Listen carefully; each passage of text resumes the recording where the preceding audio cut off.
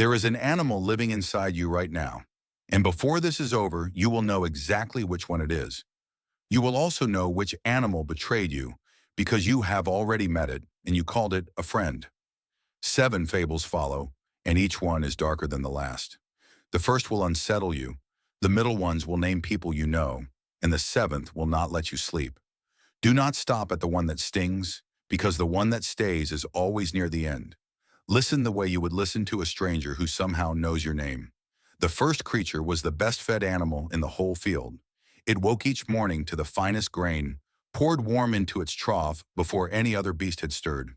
The farmer's children stroked its feathers, and the goose grew certain it was loved above all the rest. Across the fence the other geese pecked at frozen dirt, thin and shivering, and our goose pitied them. It would lift its head and think, "The master sees something in me the others do not have." Every kindness confirmed the story it told itself, that it had been chosen, that it was safe. But there was a day already circled on a calendar the goose could not read. The feast came, and the master walked past every hungry goose in the field and reached straight for the fat one. The softest hands in that farm were the hands sharpening the knife. It was not loved, it was fattened, and the difference was a season it never thought to question. Every grain that made it fatter had been counted by the same hand that would carve it. Seneca said that luxury is often only the seasoning before the slaughter. So ask yourself why the people who feed you best have never once asked what you want. Ask why the comfort arrived the moment you stop fighting for more. The most dangerous cage in your life is the one with the softest blanket and the open door. And if you think being treated well is the same as being safe, the next fable will take that from you too. Because the next animal was not fattened by someone else, the next animal destroyed itself, with its own 2 hands chasing the very thing that kept it alive. There was a farmer who owned a goose that laid a single egg of solid gold every morning. 1 egg a day, no more, no less, gleaming in the straw at first light. It was enough to lift him out of poverty, slowly, steadily, one quiet sunrise at a time. But slow wealth feels like an insult to a hungry mind. He began to lie awake doing arithmetic, imagining all the gold that must be waiting inside her at once.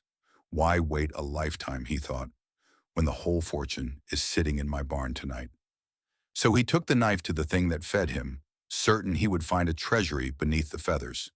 He opened her up, and inside there was no hoard, no vault, only an ordinary goose, now dead. The gold was never stored, it was made one day at a time by something living that he could not wait for. Aristotle warned that the man who cannot wait will tear open the source to seize the supply and end with neither. You have a goose like that, and you call it impatience. It is the business you starved by demanding everything this quarter. It is the love you cut open looking for proof until there was nothing left to prove. Greed does not stop at enough. It digs until the thing that fed you stops breathing. And the cruelest part is that the goose trusted the hand that opened it, which is the exact mistake the next animal made, except this time, there was no knife at all. This time the trap was a partnership, and it shook hands before it ate. A lion went hunting with 3 weaker animals, and together they brought down a great stag.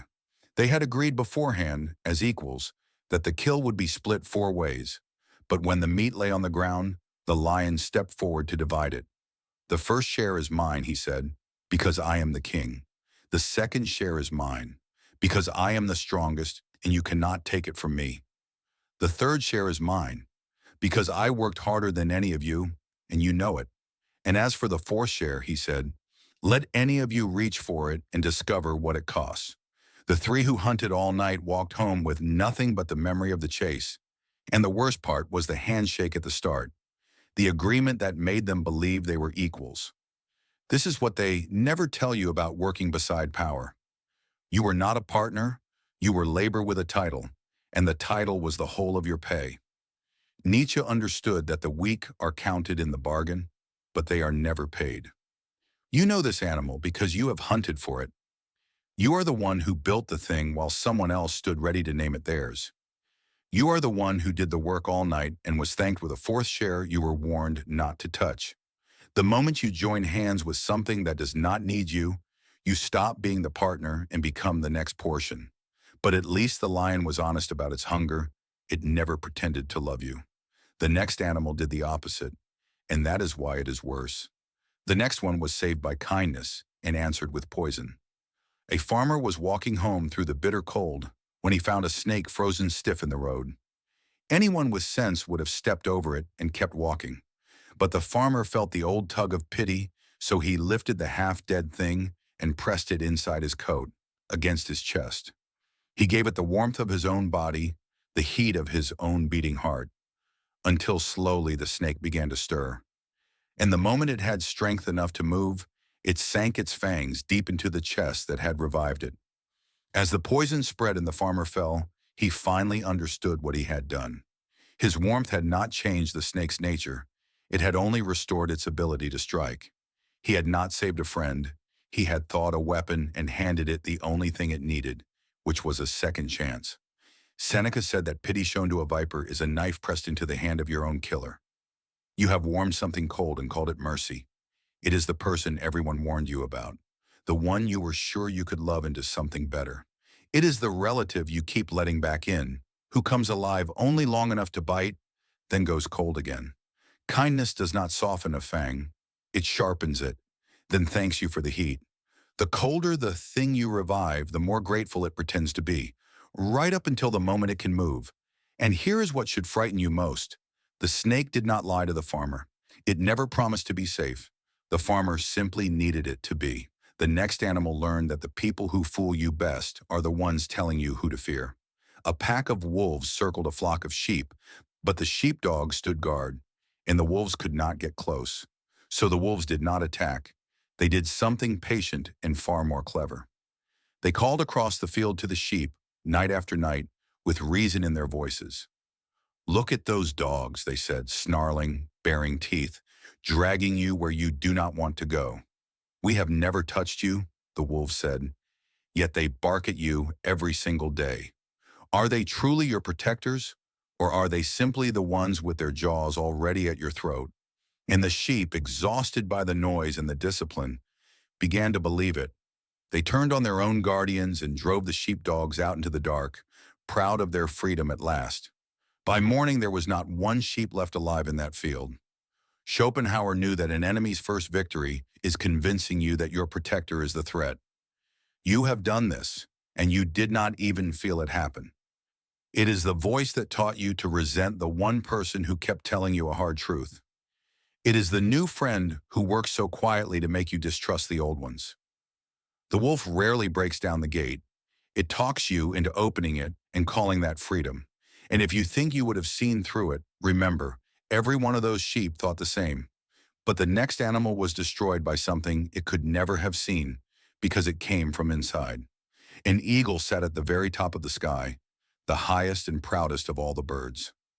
No creature could touch it up there, and it knew this, and it wore its strength like a crown. Then one day a hunter's arrow rose out of the valley below and found its heart. As the eagle fell, turning slowly through the air it had once ruled, it looked at the arrow buried in its chest, and it saw, fletched to the shaft, guiding the arrow true, one of its own feathers. A feather it had shed and let drift carelessly down to the earth, long ago, without a thought. The weapon that killed it had been finished with a piece of itself. Nietzsche saw the truth in this, that we arm our destroyers with the very parts of us we throw away. You have given someone a feather. It is the secret you confessed in a soft moment, now repeated back to you as a blade. It is the weakness you trusted them with, the trust you handed over, the part of yourself you set down within their reach. The thing that brings you down will almost always be built from something you gave away with your own hand. No stranger could have aimed so well. Only someone you let get close enough to gather your feathers. Look at what is aimed at you right now, and you will recognize the feather as yours.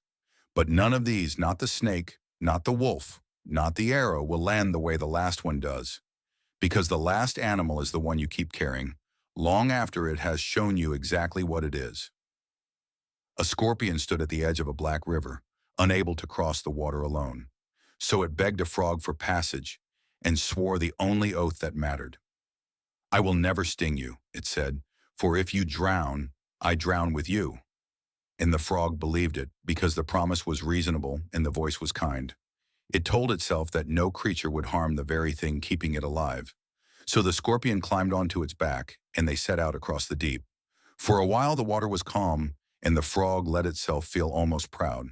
But halfway across, something old and patient stirred inside the scorpion, and it drove its sting down.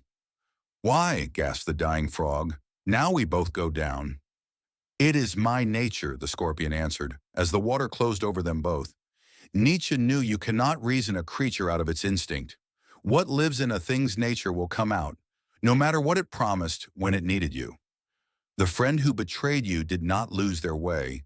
They showed you their way and blamed the river they were in.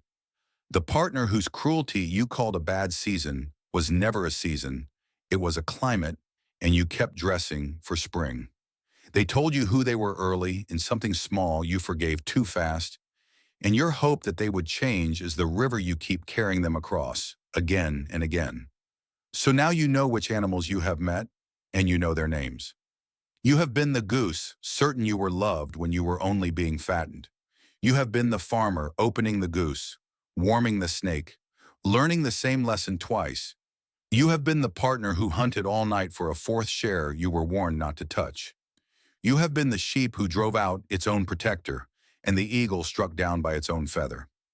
But the animal you have been most often is the frog, because you are still carrying the scorpion right now. You know its sting, you have felt it, and tomorrow you will lower your back into the water and let it climb on again. At the start I told you there was an animal living inside you, and now you have met it. The only question left is the one the frog never asked in time. Who are you still ferrying across the river, long after they showed you exactly what they are? These were fables for the falling dark,